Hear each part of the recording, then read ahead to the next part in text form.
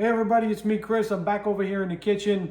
Today I'm going to show you how to make a really nice classic grilled cheeseburger. And you know what? We love the smash burgers, but every now and then I like to make a classic cheeseburger on the grill. Now we can't cook outside today because the weather's terrible. So we're going to go over to the stove and I'll use my grill pan. But I want to show you how to put these together, how to shape the patties, and how to cook them. So let me show you my ingredients. All right, so I got my cheese. I'm using Cooper cheese. If you know, you know. You got to check out the Cooper cheese. Great melting cheese, great flavor. I like to use a brioche bun, so I got a couple brioche buns.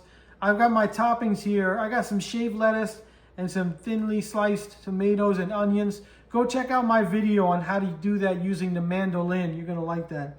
I have my beef here. I like to get these packs from Costco. You get a 3-pack of the organic ground beef.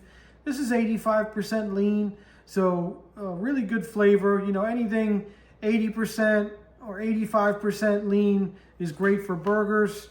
And I'm gonna shape the patties just using, I got a 4-inch ring mold here. I'll show you what to do with that. I got some salt and pepper, some non-stick spray, and then I don't like ketchup, I don't like mayo. So for my burger sauce here, I just got some regular ranch and some Frank's Red Hot. And you're gonna do this to taste if you wanna make this sauce. But I'm just gonna make myself a little bit of spicy ranch to put on later. All right, so first thing we're gonna do is we're gonna shape our burger patties. I'm just using some gloves to keep my hands clean. But let me show you what I did here. I got 2 small quarter-size sheet pans lined with foil. I took my meat out of the wrapper, and then I have a piece of wax paper here. I'm just gonna spray my pan a little and put down some wax paper on this one. All right, and then I'm just gonna spray it again so that my patties don't stick. And then what we want to do is to shape our patties. Now this is a 1.3 pounds. So I'm going to cut this into 4 pieces, and that's going to give me approximately a little over a 5-ounce burger, which is really a perfect size burger. If you were going to go out to eat, it's probably be about what you get, 5 to 6 ounces or so.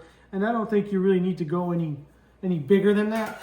I mean, that's a pretty big size burger. You look at that piece of meat. I mean, that's a nice piece of meat. So I'm just gonna do 2 today. All right, so what I'm gonna do, you see I'm just starting to form the patty a little bit.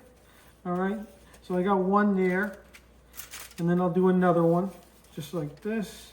And you really just want to, you know, press it down a little bit and kind of get the shape of a burger going before you come in with your ring. Okay, so now I take my ring mold, and now it's time to really press this. And you can hold it with one hand, and you just want to press this down nice and firmly into your ring mold. Okay, see how I'm doing that? And that's going to give us, it's going to do 2 things. It's going to give us a nice, perfectly shaped burger, and it's also going to make sure that the burger's packed nice and tight, so it'll stay together pretty much. And then you can press down the middle a little bit more just to make sure it cooks. So that's one. I'm gonna do the other same way. All right, so my patties are formed, and I made a couple of small ones here I'm gonna make for Jack. But what you wanna do, ideally you wanna do these ahead. You know, do it the night before and keep them in the fridge to set up. They'll stay together much better. But if you can't do that, you know, try and do it in the morning. Let them set up at least half the day till dinner time. Or what I like to do also, just throw them in the freezer for like 20 minutes while you heat up your pan and get all your other stuff ready. All right, so like I said, we're using our grill pan today because we can't cook outside. So I'm just gonna turn on the stove to medium high. I wanna start heating up this pan. It's a nice cast iron grill pan. All right, so my pan's starting to get nice and hot. I'm just using some avocado oil spray here today. So I just wanna make sure, I'm gonna spray this down. I wanna make sure nothing sticks. I'm just gonna use this silicone brush to make sure that it's nice and well oiled. All right, so the first thing I want to do is put down my buns. I want to give these a nice toast. You never want to have a burger without a toasted bun. And you can use butter here. You can butter it first, but I don't think it needs it. I just want to give it a nice toast. All right, so let's take a look. Yeah, these are looking good. I'm just going to do the other side for like 30 seconds and then set these aside.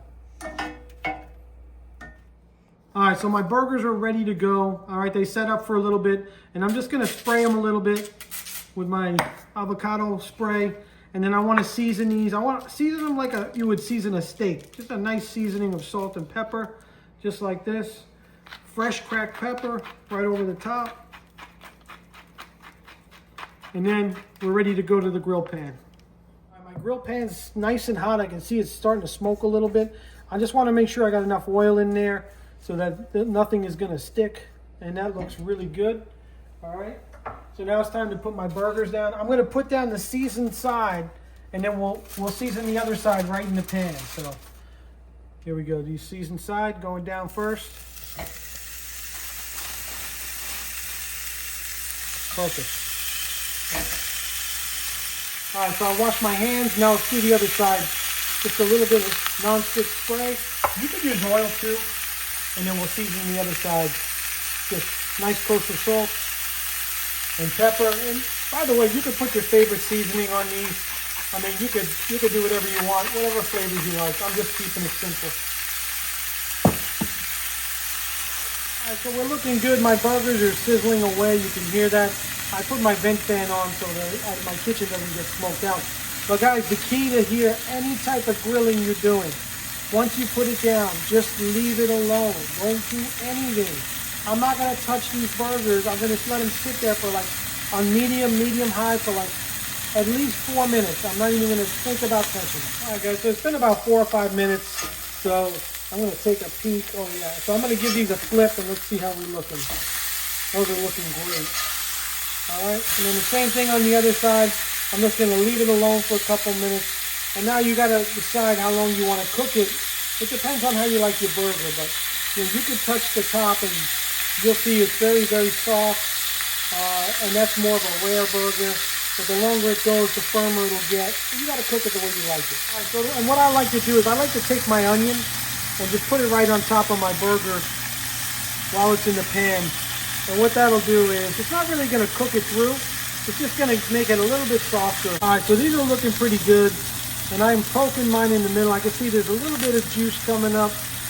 But they're starting to get pretty much cooked through. I like my burgers a little more cooked through. So I'm going to go ahead and put the cheese right on top here. Because I want to give it just a couple of minutes so that it can properly melt. You want to make sure your cheese is completely melted. All right, so that's one. And we'll do the other one. All right, just let these go a few more minutes. All right, so what you can do is to help the cheese melt a little, just take a little piece of foil and make a little tent, kind of like a cover, so that steam melts the cheese. All right, so these are looking good. You can see my cheese is pretty much fully melted. So I'm going to put these on a plate. We'll bring them over to the cutting board and we'll assemble our burgers. So my burgers are resting. They're ready to go. Now it's time to assemble our burgers. So I'm going to put down some of my sauce. And I want sauce on both the top and the bottom of my bun. And not too much. Just enough for some moisture, some nice flavor. And that hot sauce is in there so you get a little spice as well. All right, this looks good. All right, next thing I'm gonna do, I'm gonna take my burgers, put them right on the bottom, just like this. All right, and then I'm gonna set up my lettuce and tomato. I'm gonna do it, I like to do it on top of the bun and then close the sandwich after. So I'm gonna go with tomatoes first, and then some of my shredded lettuce, just like this. And then, you know what? Bacon would be good here if you want a bacon cheeseburger. Well, I like a good bit of lettuce, just like that. And then you can serve them like this, or you can close it up. Let me make some room here, and we'll close them up and we'll cut one in half. All right, so we're ready to try these. And what I like to do is, so the cheese is melted and it holds in the onion. So this is pretty stable. So what I like to flip the bottom on top of the lettuce and tomato so it doesn't fall out, and then flip it right side up. And then you have one, and then you have the other, just like this. And look how great these look. I mean, that is, in my mind, a picture-perfect burger. Now let's cut one in half, and let's give it a try.